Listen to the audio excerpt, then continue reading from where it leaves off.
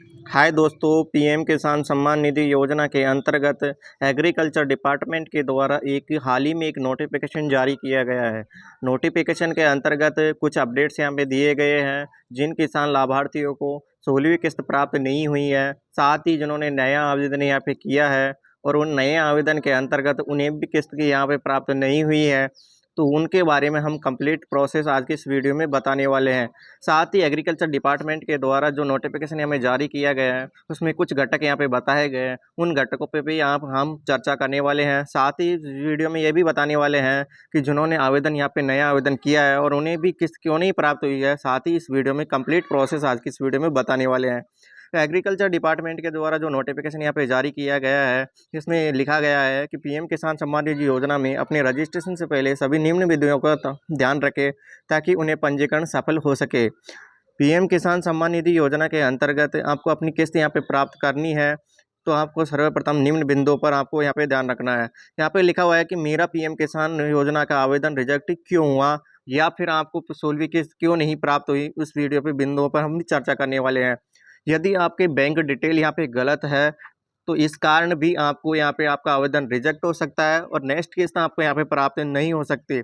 साथ ही बहिष्करण श्रेणी के अंतर्गत ही आप आते हो। यदि आप यहाँ पे इनकम टैक्स डिपार्टमेंट के अंदर आपका टैक्स भरते हो, तो इस कैटेगरी के अंदर भी आप पीएम किसान की राशि यहाँ पे आप प्राप्त नहीं कर सकते।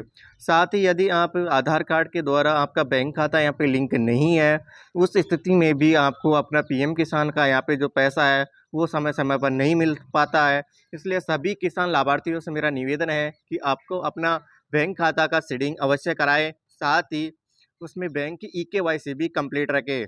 यदि आवेदक की आयु 18 वर्ष से कम है, इस स्थिति में भी आपका आवेदन रिजेक्ट हो सकता है। इसलिए जो आवेदक है या पीएम किसान के जो लाभार्थी हैं, 18 वर्ष होने के बाद ही अपना नया आवेदन करें, जिससे आवेदन के अंतर्गत आपको किसी भी प्रकार की समस्या का सामना नहीं करना पड़े। साथ ही पीएम किसान की ईकेवाईसी करना भी बहुत ही ज़रूरी है। पीएम किसान की ईकेवाईसी के लिए हमने अलग से वीडियो बनाया हुआ है, वो वीडियो को देखकर भी आप अपनी ईकेवाईसी कर सकते हैं। यदि आप अपना ईकेवाईसी करना चाह रहे हो, तो आप पीएम किसान के पोर्टल पे जाकर ईकेवाईसी ऑप्शन का उपयोग करके अपना आधार नंबर उसमें फिलअप करना है और साथ ही ईकेवाईसी के लिए आपको रजिस्टर मोबाइल या आधार पे आपको ओटीपी प्राप्त होगा। उस ओटीपी को आप यहाँ पे फिलअप करोगे और आपकी अपनी केवाईसी कंप्लीट कर सकते हो। साथ ही यदि आपने लैंड सीडिंग नहीं हो रही है, तो आपको अपनी लैंड सीडिंग भूमि सत्यापन अपने तहसील स्तर पे जाकर या अपने ब्लॉक लेवल पे जाकर आपको करा लेना है। साथ ही यदि आपकी बैंक की केवाईसी भी यहाँ पे कंप्लीट नहीं है या बैंक सीडिंग नहीं हो रही है, तो उस स्थिति में भी आपको अपने बैंक नियरेस्ट बैंक में पहुंचकर अपनी केवाईसी यहाँ पे कंप्लीट कर लेनी है। साथ ही केवाईसी जैसे ही कंप्लीट हो जाती है, तो आपकी रुकी हुई किस्त आपको समय पर प्राप्त हो जाएगी। धन्यवाद साथियों।